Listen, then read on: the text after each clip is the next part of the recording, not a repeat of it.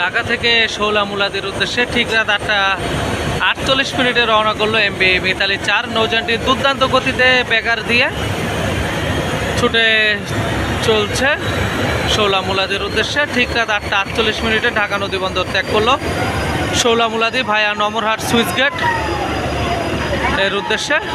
আপনারা সকলে এই ভিডিওটি দেখুন, ভালো লাগলে লাইক দিয়ে কমেন্ট করুন, আর এই চ্যানেলে নতুন হয়ে থাকলে অবশ্যই চ্যানেলটি সাবস্ক্রাইব করে পাশে থাকা বেল বাটন বাজিয়ে দিন। ধন্যবাদ সবাইকে, আসসালামু আলাইকুম।